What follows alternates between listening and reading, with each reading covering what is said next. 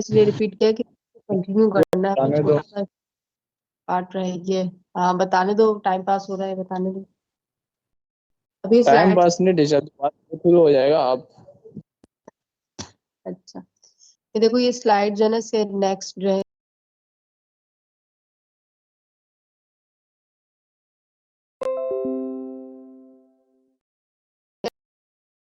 Slides. Yes teacher. Yes miss. हाँ सही आ रही है टीचर नजर।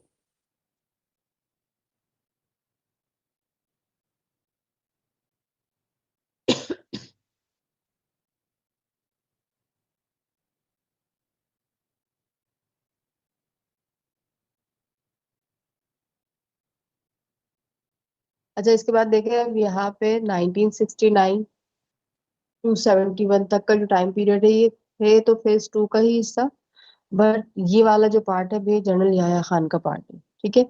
और ये देखें marshal by general Yahya Khan, transition of power 25 March 1969। 25 मार्च को ही अयूब खान ने रिजाइन करके अपनी सारी अथॉरिटीज जो है वो याह्या खान के हैंड ओवर की, और उसी दिन जो है वो उन्होंने चार्ज लिया और अपनी गवर्नमेंट स्टार्ट की। इसमें फिर लिख देंगे, लेकिन field marshal Ayub Khan resign and mass protest and handed over power to general Mohammad Yahya Khan. और फिर याह्या खान ने जो है वो दूसरा मार्शल इम्पोज किया, और मार्शल इम्पोज करने के साथ ही जो सेकंड कॉन्स्टिट्यूशन बिल आखिर अयूब खान के दौर में आया था, जो प्रेसिडेंशियल कॉन्स्टिट्यूशन था, तो वो याह्या खान को सही नहीं लगा, और तो उन्होंने उस कॉन्स्टिट्यूशन को जो है वो एब्रोगेट कर दिया। ठीक है। आप ये देखें कॉन्स्टिट्यूशनल डेवलपमेंट में क्या हो रहा है कि 1962 में एक मरतबा फिर पाकिस्तान जो है वो कॉन्स्टिट्यूशन से महरूम हो गया। और हमने पढ़ा है कॉन्स्टिट्यूशन जो है वो बिजनेस ऑफ द गवर्नमेंट जो होते हैं, या जो हुकूमती मामलात होते हैं, इंतजामिया के मामलात, उसको चलाने के लिए बहुत ज्यादा जरूरी होता है, क्योंकि कोई भी स्टेट रूल्स रेगुलेशन के बाहर तो नहीं चल सकती। तो अब यहाँ पे फिर से कॉन्स्टिट्यूशन खत्म करना और फिर उसको फिर बनाना, तो एक बहुत बड़ा मसला था पाकिस्तान जैसे मुल्क में, कि जहाँ पे चीजें जो है बहुत ज्यादा मतलब उतनी ज्यादा स्ट्रांग नहीं थी। पाकिस्तान अब यहाँ पे इन्होंने अनाउंस किया है कि हम जो है वो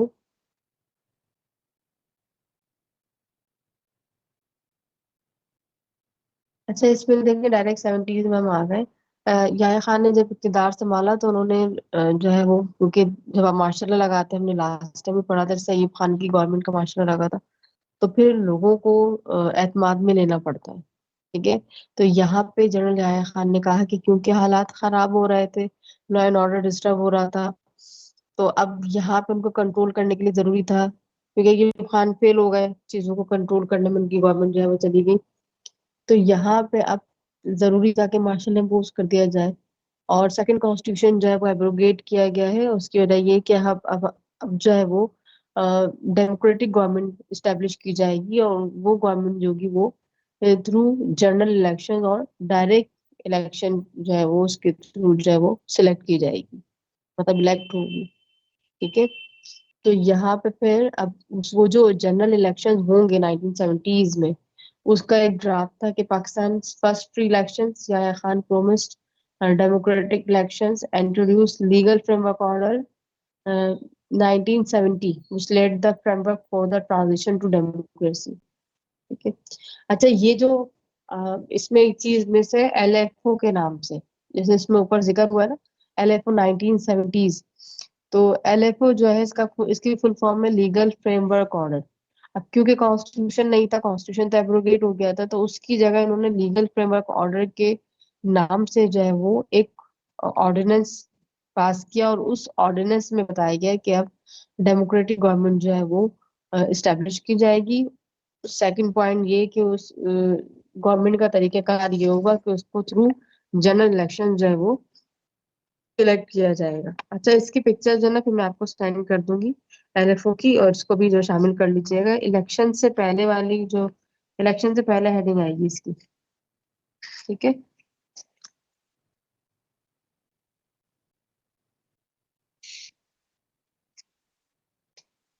फिर इसमें जो पॉइंट थे देखिए, 30 मार्च यानी 30 मार्च 1970s को जो ना लीगल फ्रेमवर्क ऑर्डर उन्होंने इशू किया था।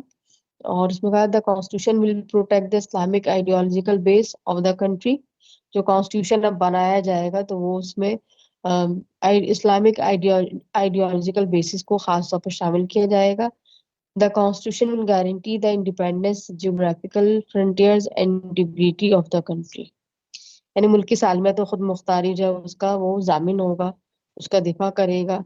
The constitution will provide a federal system of government. Federal system जो होगा गवर्नमेंट का वो प्रोवाइड होगा कॉन्स्टिट्यूशन के हवाले से जो बात हो रही है। In which all the provinces will enjoy full autonomy. इसमें तमाम सूबे बराबर की खुद मुख्तारी जो है वो उनको मिलेगी, क्योंकि ईस्ट और वेस्ट पाकिस्तान में नॉमिनेशन का, प्रेजेंटेशन का बहुत ज्यादा इशू था। और यही वजह थी कि अय्यूब खान को जब अपनी गवर्नमेंट छोड़नी पड़ी, क्योंकि उस वक्त ईस्ट पाकिस्तान में लोग जो बहुत ज्यादा प्रोटेस्ट कर रहे थे। ठीक है। नंबर 4 पॉइंट इसका, the constitution will be democratic and election on adult franchise basis will be held in the country. कि कॉन्स्टिट्यूशन जो होगा ना वो डेमोक्रेटिक होगा। तो डेमोक्रेटिक कॉन्स्टिट्यूशन बनाने के लिए डेमोक्रेटिक गवर्नमेंट बनानी पड़ेगी। मीन्स के डायरेक्ट इलेक्शन मेथड, मतलब कि अब लोगों को ये मौका दिया जाएगा कि वो अपने नुमाइंदों का इंतखाब कर सके।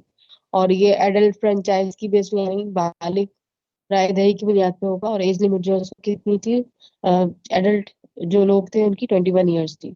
ठीक है। मुशर्रफ के दौर में इस एज लिमिट को कम किया गया और 21 से ये 18 ईयर्स पे चली गई। The National Assembly of Pakistan will consist of 313 seats, out of which 13 seats will be reserved for women. ठीक है। जो नेशनल असेंबली होगी उसकी सीट जो है 313 होंगी, जिसमें से 13 सीट जो है वो विमेन के लिए रिजर्व होंगी। बाकी 300 जो होंगी वो जनरल सीट्स होंगी। डिस्ट्रीब्यूशन ऑफ द सीट्स, अच्छा इसमें फिर उन्होंने जो है ना वो सीट्स वगैरह इस तरह से बताएंगे आगे। अच्छा, उससे पहले इसमें एक चीज और थी कि हमने एक चीज नहीं पढ़ी थी फर्स्ट फेज में हमारे पास। ठीक है। फर्स्ट फेज में हमारे पास हम जो है वो 1955 में जो है वो 1 यूनिट बनाया गया था। अब 1 यूनिट क्या था? 1 यूनिट ये था कि एक बहुत इंपॉर्टेंट चीज है, इसको और से सुन लीजिएगा और रिपीट में सुने इसकी रिकॉर्डिंग को तो ज्यादा अच्छा है, क्योंकि ये वाला जो हिस्सा है 69 से 71 वाला, ये बहुत इंपॉर्टेंट हिस्सा है और इसमें बहुत सारी चीजें हैं। तो यहाँ पे मतलब 1955 में जो 1 यूनिट, बेटा माइक म्यूट करो। तो उसमें ये था कि क्योंकि इस पाकिस्तान में बहुत ज्यादा रिप्रेजेंटेशन का इशू था कि हमें बराबर से नुमाइंदगी नहीं दी जाती है। तो इस मसले को, इक्वालिटी की बात करते थे वो लोग। तो यहाँ इस मसले को हल करने के लिए जो है वो एक रूल अप्लाई किया गया था पैरिटी का। Parity means equality. पैरिटी की जो टर्म है ये एक पॉलिटिकल टर्म है। ठीक है।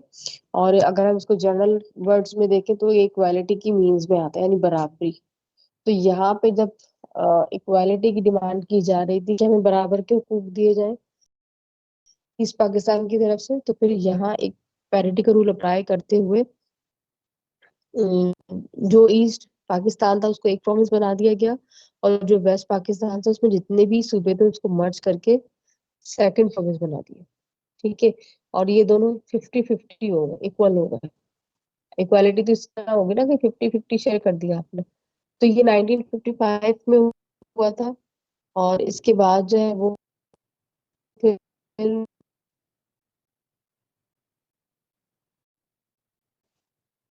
अब इसमें बट था कि इक्वालिटी तो थी नहीं। इक्वालिटी क्यों नहीं थी? अगर आप लोग सुन रहे हैं तो बता सकते हैं।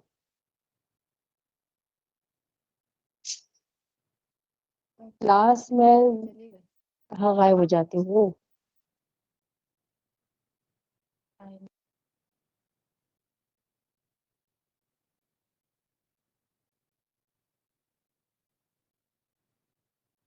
क्यों, क्या इशू चल रहा है?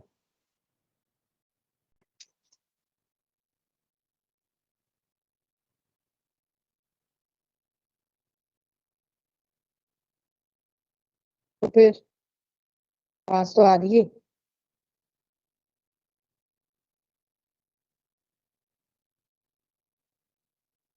तो मसला ये वाली चीजें ना इम्पोर्टेंट है। अब इसको मैं मुझे चाह रही हूँ कि आपका आप नेट लोग सुन खराब लें। चल और रहा है। मेरा नेट खराब चल रहा है।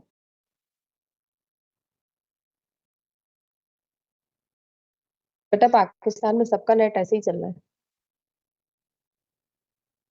टीचर सुबह अच्छा से चलता है मेरा। क्या हो गया? तार? अच्छा शायद खा लेती हैं तार, ये बोल। हाँ वो पाकिस्तान के सिग्नल तार ढूंढ के खाती है। अच्छा चलो इसको कंटिन्यू कर लेते हैं, जितना आए समझ में तो बता दो, और उसके बाद जहाँ पे मसला हो वो पूछ लेना। तो ये जो 1955 में जो 1 यूनिट बना था ना, ये इंपॉर्टेंट चीजें मैं इसमें बता रही हूँ आपको। तो उसमें इक्वालिटी का रूल जब अप्लाई किया तो उस मसला उसमें ये था कि ईस्ट पाकिस्तान की तो मेजोरिटी थी ना, वो तो वेस्ट पाकिस्तान से ज्यादा थे अगर उसके हम काउंट करते तो जब इक्वालिटी उन्होंने रूल अप्लाई किया, क्योंकि डिमांड थी ईस्ट पाकिस्तान की कि हम इक्वल आप करें, तो उसमें जो ईस्ट पाकिस्तान का 1 और 2% ज्यादा थे, यानी 51-52% थे अगर वो, तो वो 2% भी वेस्ट पाकिस्तान को देके इक्वल कर दिया। ठीक है। अभी देखो ये जो है ना, ये जो आपने चैट स्टार्ट कर दिए ना, तो प्लीज इसको बंद कर दो। समझ आ गई? क्लास डिस्टर्ब नहीं करो, क्योंकि फालतू टाइम आपके पास हो सकता है, टीचर के पास तो नहीं होगा, और बाकी स्टूडेंट भी पढ़ने के लिए बैठे हैं। तो इसमें अब यहाँ पे स्टार्ट में तो चीजें सही लग रही थी, लेकिन उसके बाद फिर क्या हुआ कि फिर उनको रियलाइज हुआ कि नहीं, हमारा जो शेयर था वो तो कम हो गया, मतलब हमें और नुकसान हो गया। तो इसमें फिर डिमांड की जा रही थी ईस्ट पाकिस्तान की तरफ से भी और वेस्ट पाकिस्तान की तरफ से भी, कुछ जैसे सिंध और दूसरे थे, तो उसमें फिर ये डिमांड की जा रही थी।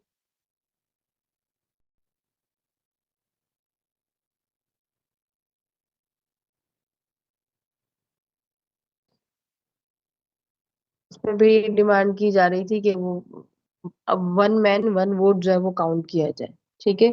1 मैन 1 वोट, ये 2 टर्म्स मैंने आपको बताई है कि पैरिटी यानी इक्वालिटी।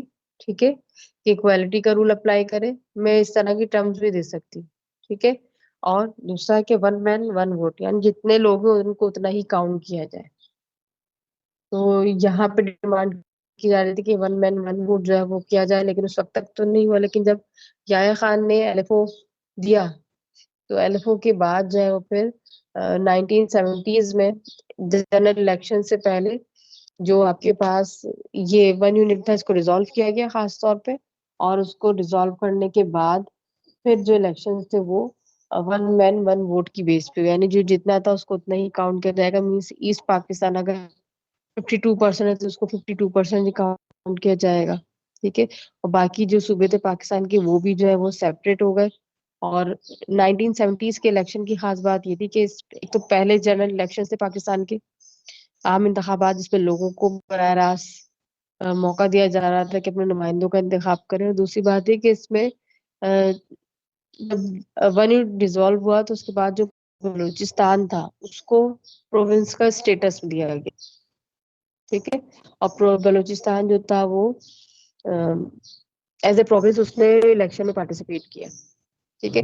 अब यहाँ पे जनरल इलेक्शन 1970s के Pakistan first free elections, Khan promise democratic elections and produce legal framework order which laid the framework for the transition to democracy।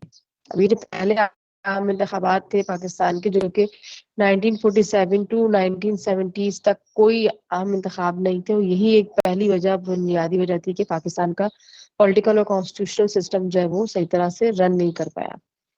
The first general elections in Pakistan history were held on December 7, 1970s based on 1 person 1 vote। ठीक है। अभी इसमें वो आगे कि जितने लोग हैं उतना ही उनको काउंट किया जाएगा, इसकी बेस पे जो है वो पहले आम इंतखाबात 7 दिसंबर को स्टार्ट हुए।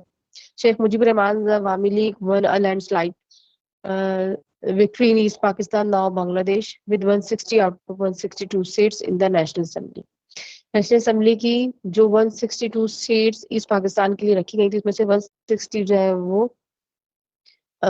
ओनली जो है वो अवामी लीग को, जो मुजीबुर रहमान की मिली, क्योंकि वो जिस तरह इस्लामाबाद आए, राउंड टेबल कॉन्फ्रेंस में शिरकत की, उससे पहले उन्होंने ढाका में जलसे से खिताब किया, लोगों से मैंडेट लिया, और फिर उसके बाद फिर इलेक्शंस हुए ये वाले, तो उस पे इनके पास क्लियर मैंडेट था।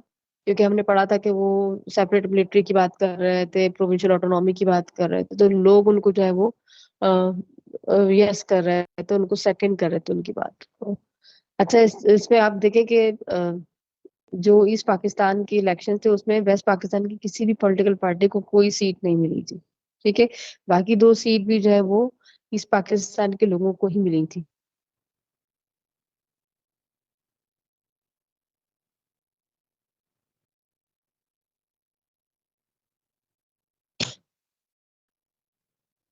यहाँ तक क्लियर है? Yes, yes.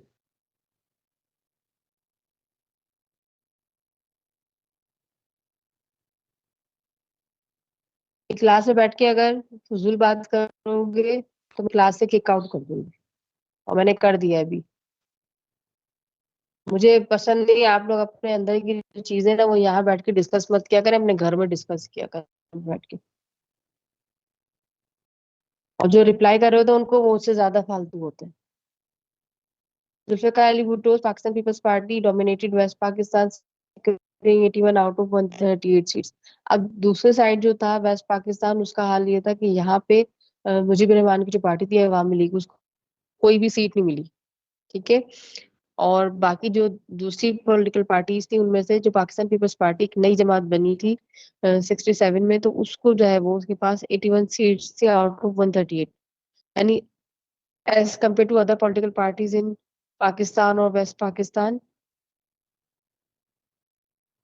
टीचर जो है इनके पास ये मैंडेट शेख था।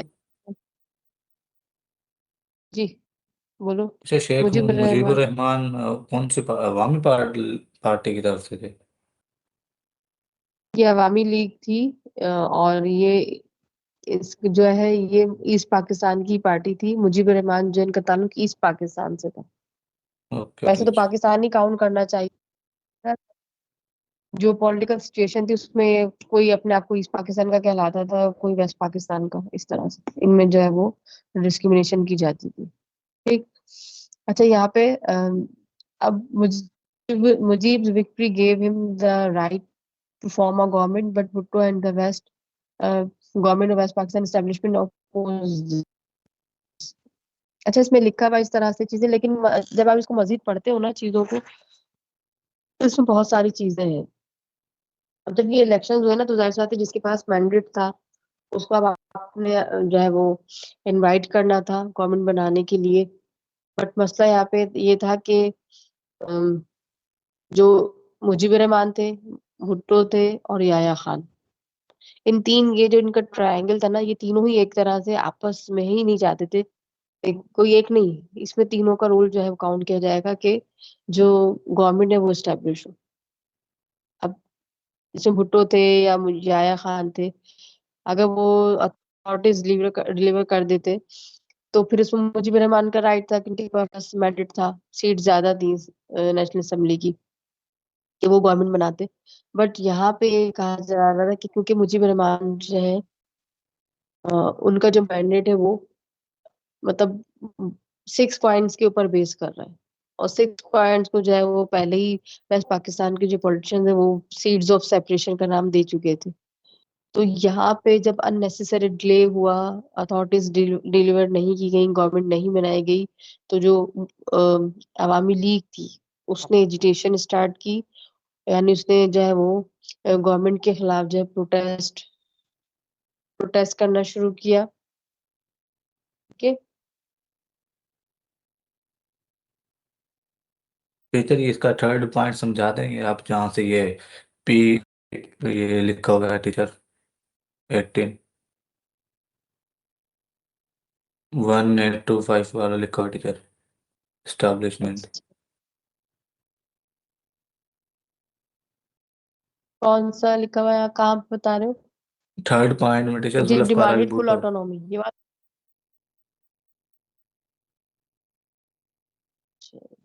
जुल्फिकार अली भुट्टो का point yes last teacher. Slide में लिखा हुआ है कि जुल्फिकार, इनके पास क्लियर मैंडेट था वेस्ट पाकिस्तान से। अगर आप कंपैरिजन करें ना, तो वेस्ट पाकिस्तान में जो मुख्तलिफ पॉलिटिकल पार्टीज थी उसमें जो जिसमें बढ़तरी थी वो पीपल्स पार्टी थी, बाकी जो अदर पार्टीज थी उनके पास क्लियर मैंडेट नहीं था, यानी अगर उन्हें गवर्नमेंट बनानी पड़ती तो वो फिर मर्ज होते और एक ज्वाइंट गवर्नमेंट होती इस तरह से। लेकिन वेस्ट पाकिस्तान में आप ये देखें कि जो मुजीबुर रहमान थे, जो अवामी लीग थी, उसके पास कोई भी सीट नहीं थी। तो ये बहुत क्लियर था, ये भी एक मैसेज। ये समत सराय की लिखा हुआ है, कौन है ये? आप भी क्लास के स्टूडेंट है?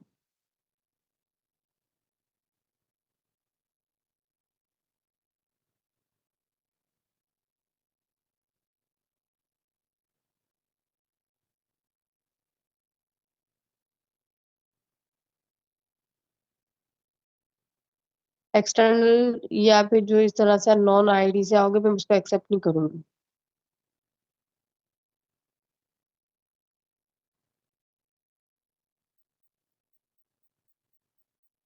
अच्छा, यहाँ पे इसके बाद फिर जो दूसरी स्लाइड है हमारे पास आ रही थी,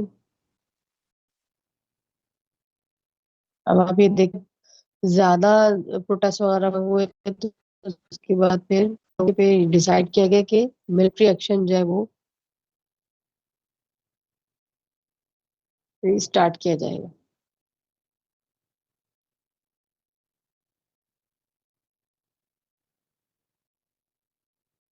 अब देखिए, Mujib demanded full to refuse to accept a government led by Mujib, and Yahya Khan was reluctant to transfer power. Talks between Yahya Khan, Bhutto and Mujib failed. On March 1st, 1971, Yahya Khan postponed the National Assembly session, sparking violent protest in East Pakistan.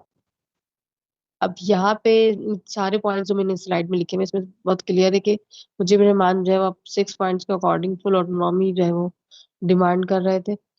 और इसी तरह से जो है वो फिर वो 6 points पहले ही रिजेक्ट हो चुके थे फ्रॉम वेस्ट पाकिस्तान।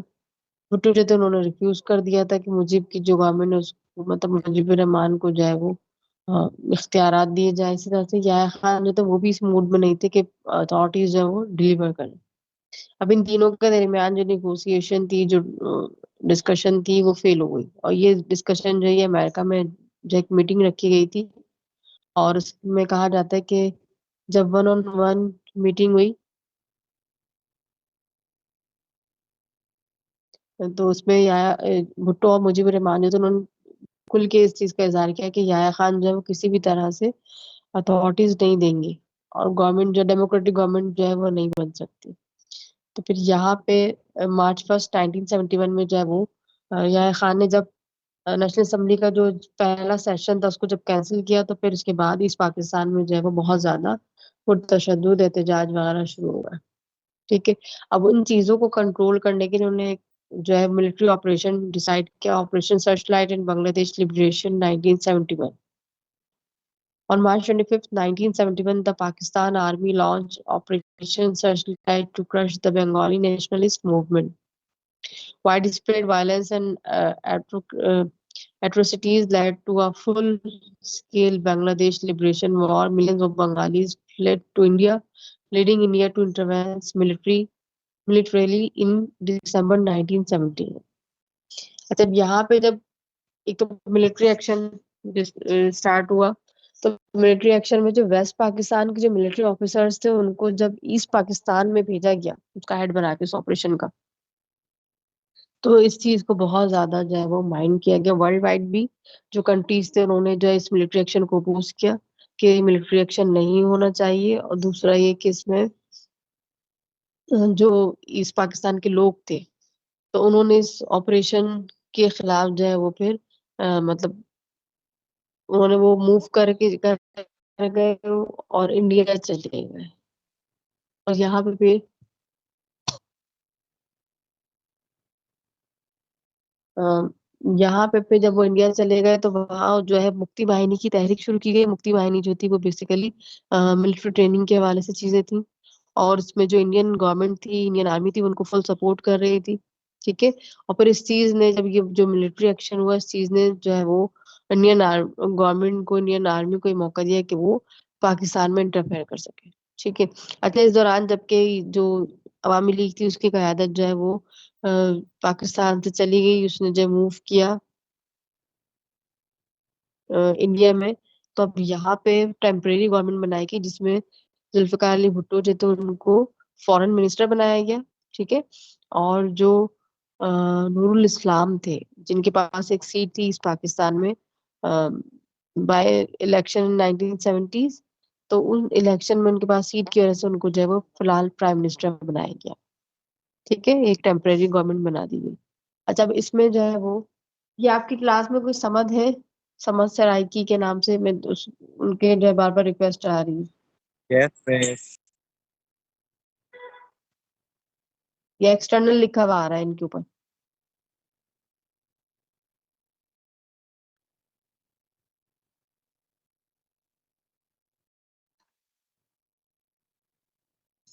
अच्छा, यहाँ पे भी देखें, इंडो पाक war and creation of Bangladesh दिसंबर 1971।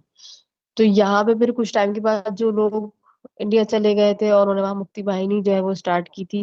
मुक्ति वाहिनी यानी वो मुक्ति चाहते थे पाकिस्तान से, और उसको जो है वो इंडियन आर्मी लीड कर रही थी। तो यहाँ पे नवंबर में जो है वो ऑपरेशन स्टार्ट हुआ, और जो है वो इसी तरह से फिर इस दौरान, अब क्योंकि एयरफोर्स और जो मिलिट्री थी पाकिस्तान की सब इसमें इन्वॉल्व थे, इस दौरान एक ड्रामा किया गया इंडियन गवर्नमेंट की तरफ से कि उनका एक जो तैयारा है वो हाईजैक किया गया और पाकिस्तान में लाया गया है। ठीक है। और उसकी बेस पे उन्होंने अपनी जो मतलब जो फिजाई हदूद थी वो पाकिस्तान के लिए बंद कर दी। तो अब पाकिस्तान के लिए बहुत मुश्किल हो गया कि वो जो मतलब वो जो मतलब ऑपरेशन कर रहा है उसमें जो एयरफोर्स थी पाकिस्तान की उसका वहां पे जाना मुश्किल हो गया। तो अब सिर्फ जमीनी तौर पे जो है पाकिस्तान की आर्मी वो इसमें इन्वॉल्व थी। इसी चीज का फायदा उठाते हुए फिर नवंबर 1971 में जो इंडियन आर्मी थी उसने इंटरफेयर किया, और जो उनके साथ थे जो ईस्ट पाकिस्तान के लोग थे, मुक्ति वाहिनी जो थी उसमें जो है वो उन लोगों ने उनको लीड कर रहे थे। आगे आगे मुक्ति वाहिनी के लोग थे और पीछे जो है वो इंडियन आर्मी थी। ठीक है। उन्होंने ढाका पे अटैक किया on December 3, 1971। War broke out between India and Pakistan. The Indian army along with मुक्ति वाहिनी Bengali gorillas defeated Pakistani forces. ठीक है। अब यहाँ पे क्योंकि सिर्फ पाकिस्तान की जो आर्मी थी उसकी मदद जो है वो उसके पास कह सकते हैं कि सप्लाई कम हो गई। एयरफोर्स जो है वो उसको मदद नहीं कर पा रही थी। दूसरी तरफ मुक्ति वाहिनी यानी इस पाकिस्तान के लोग और इंडियन आर्मी मिल के जो है वो कोशिश से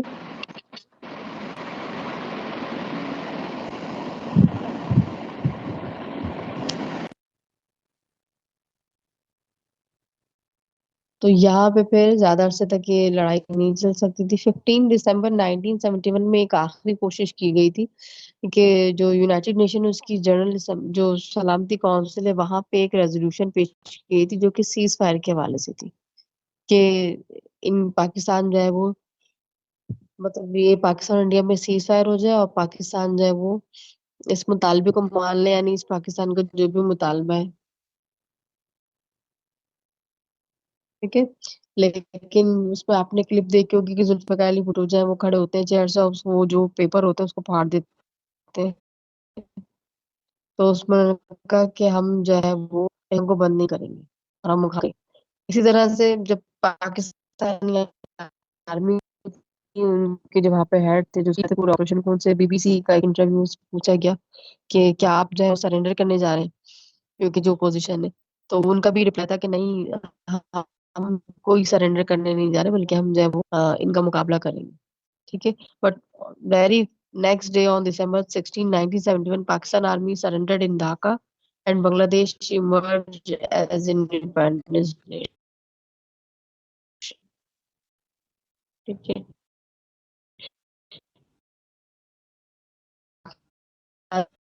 जो है वो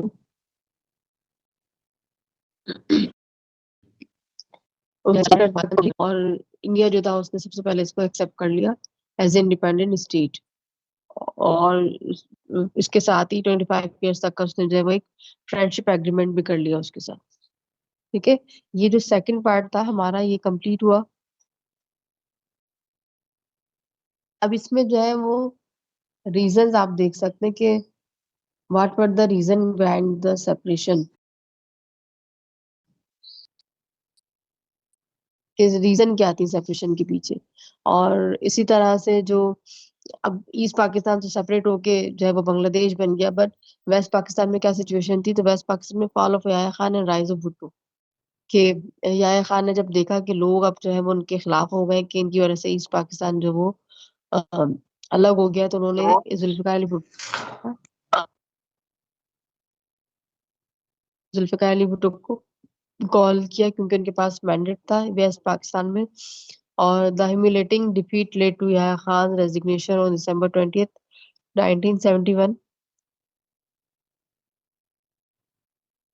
अब ये जो इनको डिफीट हुई, तो उसके बाद याह्या खान के पास कोई जवाब नहीं रहा कि वो मजीद इक्तदार में रहे। तो 20 दिसंबर 1971 को जुल्फिकार अली भुट्टो को बुला के याह्या खान ने अपने तमाम तर अथॉरिटीज उनको एज इट इज डिलीवर कर दी। ठीक है। Zulfikar Ali Bhutto took over as president and chief martial law administrator, civilian martial administrator, marking the start of a new era in Pakistan politics. कि अब क्योंकि याह्या खान ने उनको जब तमाम तरह अथॉरिटीज दी, तो उसके बाद क्योंकि वो मार्शल एडमिनिस्ट्रेटर थे, तो इस तरह से जो जुल्फिकार अली भुट्टो थे वो भी जो है वो सिविलियन मार्शल एडमिनिस्ट्रेटर बन गए और प्रेसिडेंट बन गए। पर जब उन्होंने गवर्नमेंट अपनी जो है स्टार्ट की, उसके बाद जब कॉन्स्टिट्यूशन वगैरह बना, तो उसमें भी जो है वो उसके बाद भी वो प्राइम मिनिस्टर बन गए। यहाँ तक क्लियर है?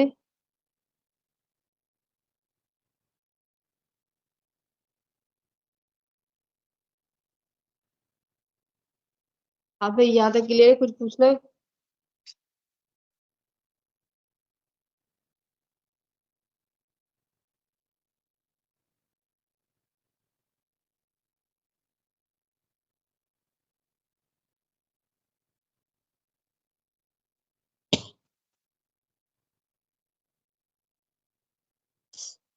बताओ, जल्दी से रिप्लाई करो कि क्या है, समझ आया, आवाज आ रही है, ताकि हम आगे इसको कंटिन्यू करें।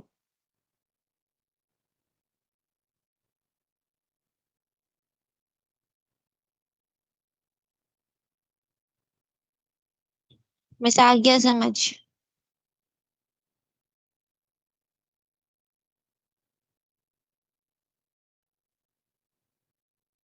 अच्छा, इसके साथ जो है ना वो आपका जो थर्ड इसका जो फेज है वो जुल्फिकार अली भुट्टो वाला, तो वो बहुत बड़ा नहीं है, छोटा सा फेज है वो। ठीक है। इसकी मैं, आप 2 मिनट रुके तो मैं इसकी पिक्चर शेयर कर लेती हूँ आपसे, और इसको आप इसी में से देख के पढ़ सकते हो।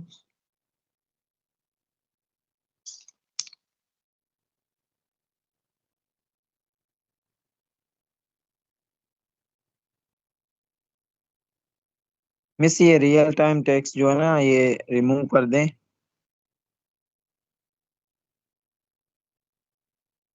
क्योंकि मोबाइल पे पढ़ रहे हैं उस वजह से लैपटॉप चल नहीं रहा, कंफ्यूज हो रहे हैं।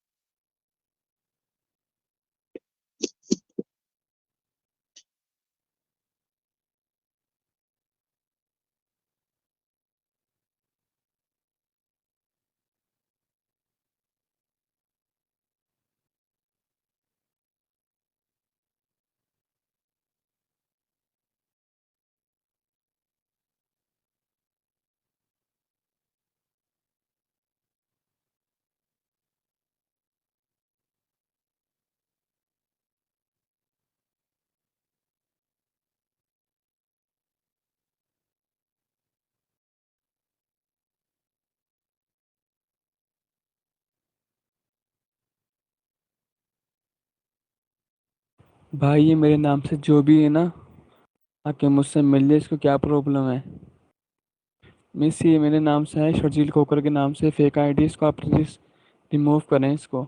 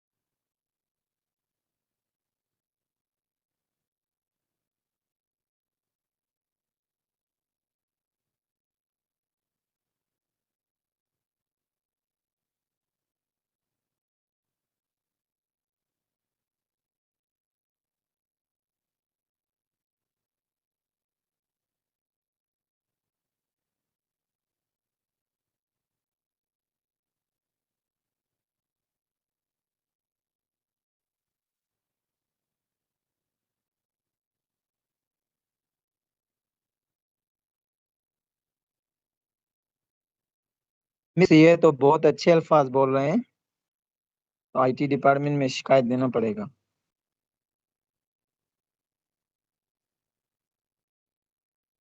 आईडी जो है ना आपके पास आ रही है इसकी, इसको नोट कर लो। मैं क्योंकि बेटा मैं लेक्चर में लगी हूँ तो मैं देख नहीं रही हूँ उनको।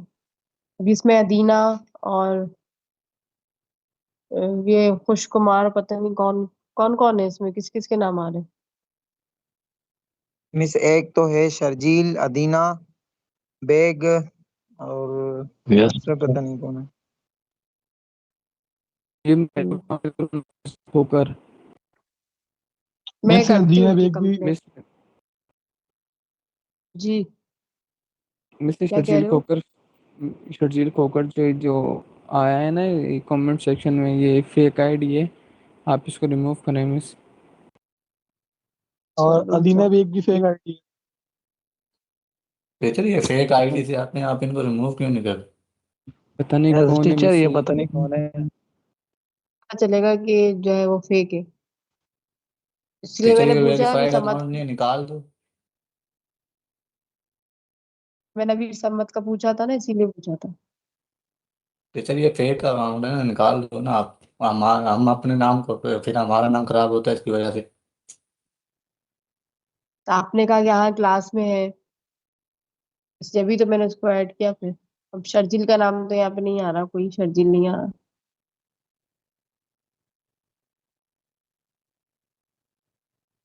टीचर जो वेरीफाइड अकाउंट है आप उनको रखोगे, जो अनवेरीफाइड उनको निकाल दो। Yes teacher. बेटा ये डिटेल्स होती है ना, ये शेयर नहीं हो रही होती है, तो पता नहीं चलता है कि कौन है और कौन नहीं है। ठीक है, अब मिस शर्जील ये के शो हो नाम से जाता तो है उसमें नाम वेरीफाइड है या अनवेरीफाइड है। ये तो शो हो रहा है ना, लेकिन मैंने इसमें पूछा था ना आपसे कि ये समत सराइकी के नाम से आ रहा था। आपने कहा क्लास में है, मैंने उसको एंटर कर लिया। शर्जील यस का तो टीचर। टीचर नहीं आ रहा इसने था। वेद झूठ बोल रहा, तो वेद ने बोला ये क्लास में है। मैंने कहाँ बोला, तुम बोले थे एमटी वाले हो तुम। ओ भाई हमारा माइक अभी खुला है, तूने ही बोला किसने बोला था? मैंने नहीं टीचर ये बोला, मुझे एमटी बता में रहा नहीं समझ। बोला। मैं। अच्छा चलो जो ये लड़ाई टीचर नहीं तो समझ करनी में अब्दुल नहीं है। आता। समद के नाम से है ना, एमटी में सिर्फ वो है। ये स्ट्राइक की बना फिर रहा है, इसके नाम से आ रहा अच्छा चलो लड़ाई नहीं करो। इसमें मैंने एमटी की जो से आ रहे हैं ना, उनको मैंने कुछ पिक्चर्स शेयर की हैं, तो उसमें देखो। अच्छा मैं अपने पास शेयर देखती हूँ, ऑप्शन में आ रहा होगा।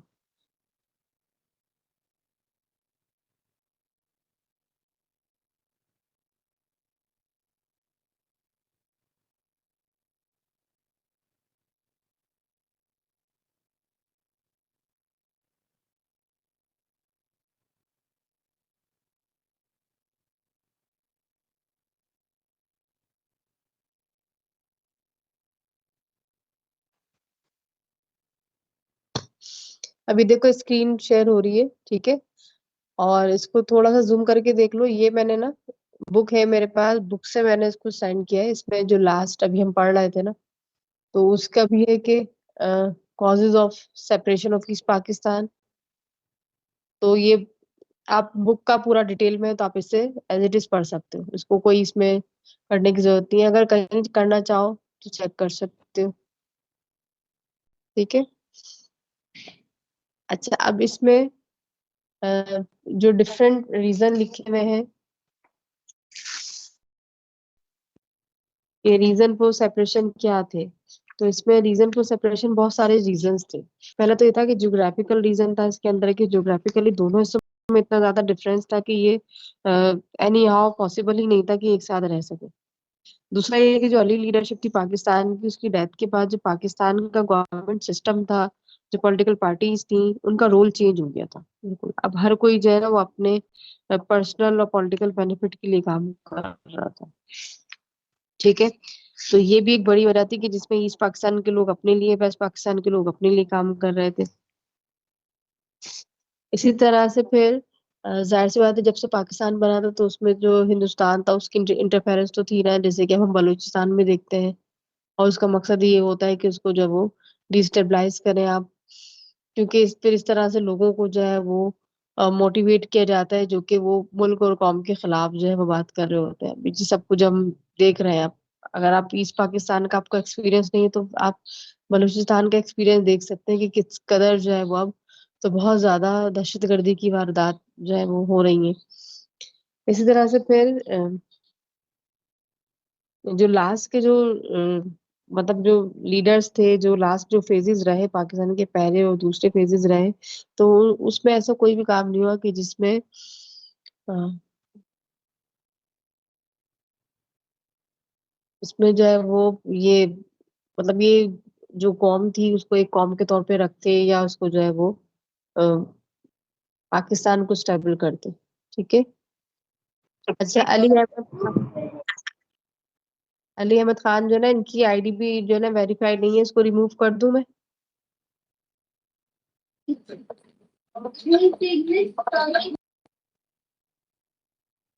और ये आसिया अजहर के नाम से भी है कोई,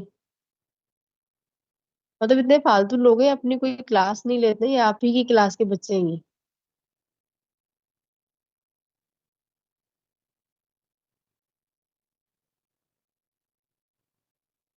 यस मिस, ये अपने ही क्लास के बच्चे हैं वो। मैं तो इनको जानता ही नहीं। आप तो जानते हो तो नाम बता दो, उसमें क्या करेंगे ये? नहीं मिस, जो है ना, मैं इनको जानता नहीं। मेरे को ये कैसे जानते हैं वो मैं सोच रहा हूँ। ये अपने ही क्लास के हैं। कमांडो। ये जानते नहीं, ये अपनी क्लास के, में कोई मसला नहीं होता, बस ये सीख लेते हैं रियल सीनियर से कि कमांडो। तंग करना है क्लास में आके स्टूडेंट्स को, टीचर्स को, लेकिन उनका अपना इमेज जो है पता चल रहा होता है कि वो क्या है। टाइम वेस्ट हो जाए आपकी।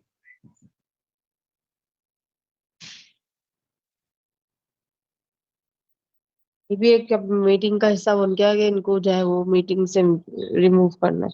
अच्छा, इसके बाद फिर after the independence of Pakistan, Muslim League fail to maintain its national, मतलब मैंने आपको पहले बताया था ना कि मुस्लिम लीग जो बनी, मतलब उसका जो रोल था पाकिस्तान बनने से पहले, पाकिस्तान बनने के बाद कुछ टाइम तक वो तो सही रहा, लेकिन ये पाकिस्तान बनने के बाद जैसे जैसे टाइम गुजरता गया ना, तो उसका रोल जो है वो बहुत ज्यादा, मतलब वो एक रीजनल पार्टी बन गई।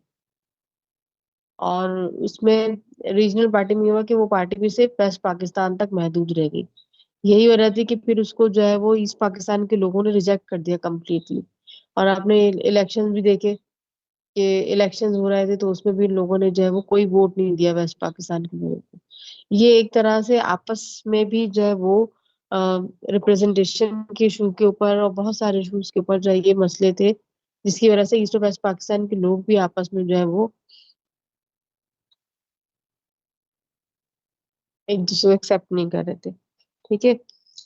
अवामी League under Sheikh Mujib recorded unprecedented victory in the general election 1970।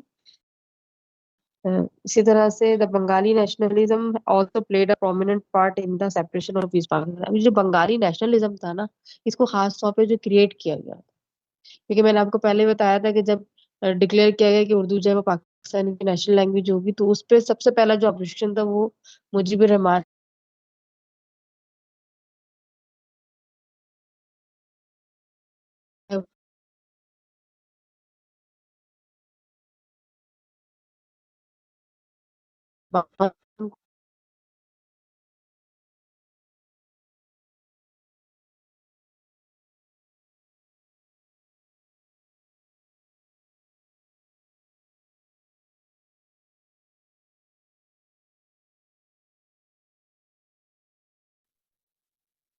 किए थे, और बांग्लादेश बनने के बाद वो पूरे नहीं हुए, और लोगों को ये मौका ही नहीं दिया गया कि वो का हिस्सा बने। यही वजह, और न सिर्फ उनकी हुकूमत खत्म हो गई मुजीबुर रहमान की, बल्कि अ, उनको जो है वो फिर उनकी पूरी फैमिली का जो है वो मर्डर कर दिया गया था। ठीक है।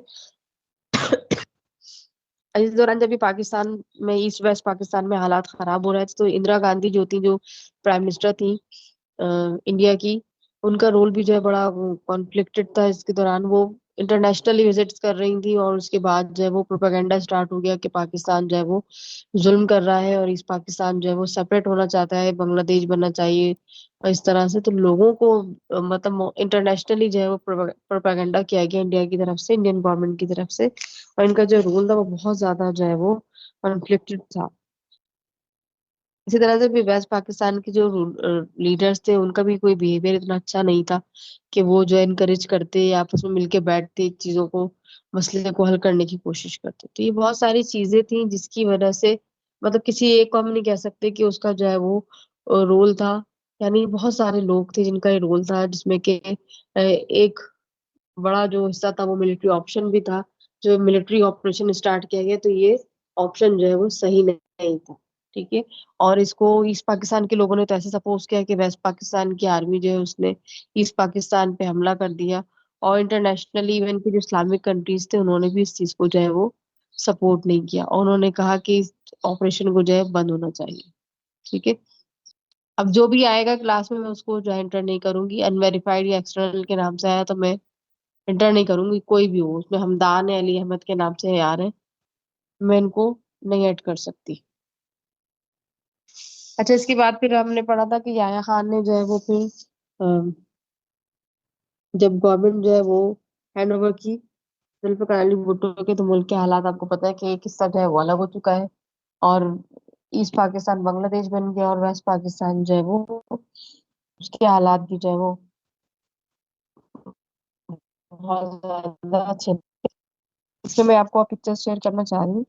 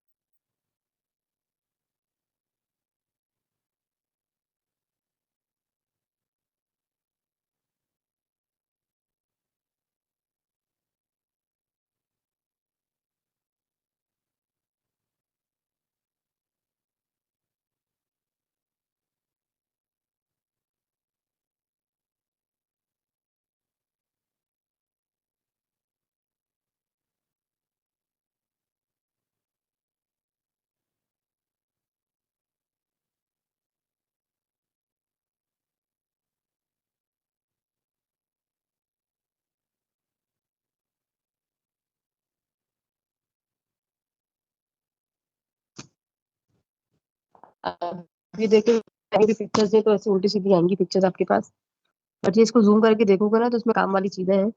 Zulfikar Ali Bhutto, president premier, December 1971 to July 1977। अभी जो थर्ड पीरियड है, ये 71 से सिर्फ 77 तक का है। इसमें से भी हमने 73 का कॉन्स्टिट्यूशन जो एक डिटेल में है, वो हम पढ़ चुके हैं, तो हम वो नहीं पढ़ेंगे। बट जो इम्पोर्टेंट चीजें वो मैं आपको समझा देती हूँ इसमें। After the separation of east Pakistan 16 December 1971 general Agha Mohammad Yahya Khan decided to quit as the head of the state. क्योंकि क्यों डिसाइड कर रहे हैं? क्योंकि अब लोग जो उनको एक्सेप्ट नहीं कर रहे हैं, लोगों में जो है बहुत ज्यादा गुस्सा है, क्योंकि वो कहते हैं कि जो मुजीब रहमान है उनकी वजह से ही जो वो चीजों को सही तरह से हैंडल करते तो फिर इस तरह से ना। तो यहाँ पे फिर Bhutto whose Pakistan People's Party had won 85 out of 144 seats in the National Assembly of Pakistan। अच्छा, इसमें जो नंबर्स है ना, इसमें नंबर्स पे कोई मसला नहीं है, आगे पीछे हो सकते हैं क्योंकि डिफरेंट बुक्स में और नेट पे डिफरेंट फिगर्स हैं। इसमें तो 81 85 जो है वो कोई इशू नहीं है इसके अंदर। ठीक है। अब यहाँ पे जुल्फिकार अली भुट्टो की जो गवर्नमेंट है उसमें इन्होंने कुछ रिफॉर्म्स इंट्रोड्यूस करवाए, जैसे कि एग्रेरियन रिफॉर्म्स थी, क्योंकि एग्रीकल्चरल कंट्री है पाकिस्तान, तो इससे इंडस्ट्रियल रिफॉर्म्स थी। तो आप इसको डिटेल में पढ़ लीजिएगा, इसमें लिखा हुआ है डिटेल में, मैंने पिक्चर्स आपके साथ शेयर की हैं। एमटी की जो सीआर है ना बेटा, वो इन पिक्चर्स को ग्रुप में शेयर कर लेना। ठीक है। एजुकेशनल रिफॉर्म्स हैं, जुडिशियल रिफॉर्म्स हैं, टीचर अब लेबर। मुझे तो सेंड कर दे ये एमटी, मुझे तो सेंड कर दे बैच को टीचर। आपका ना बेटा मेरे मैं पास ताकि नंबर एमटी में सेंड कर दूं। आईएमटी के ग्रुप में भी आप ऐड हैं। अच्छा, मैं ठीक है, मैं चेक करके ना उसको सेंड कर दूंगी अभी। अभी तो मैं ओके स्क्रीन मिस, शेयर कर थैंक यू। दूं इसी तरह से। तो यहाँ पे देखो एजुकेशन,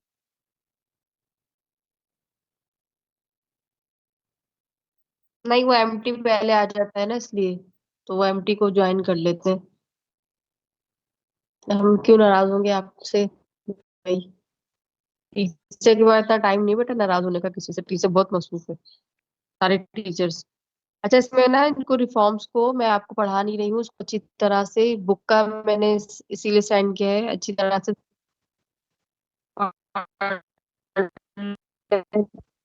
ठीक है। ताकि ऐसा पॉइंट हो जो समझ में नहीं आ रहा हो तो वो पूछ लेना। ठीक है।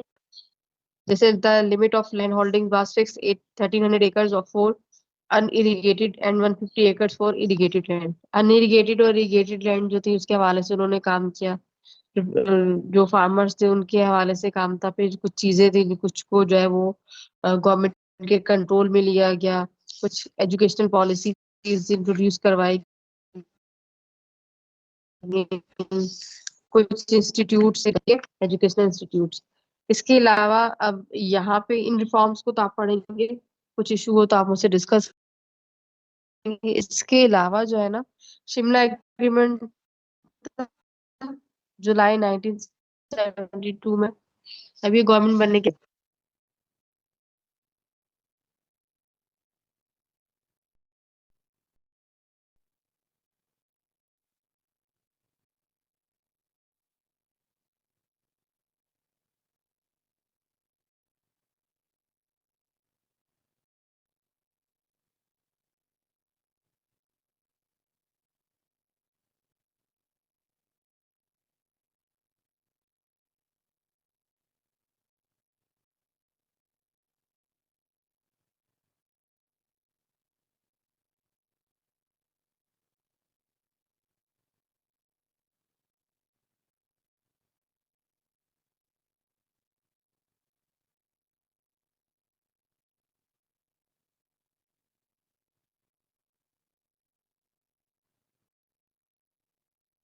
ये जो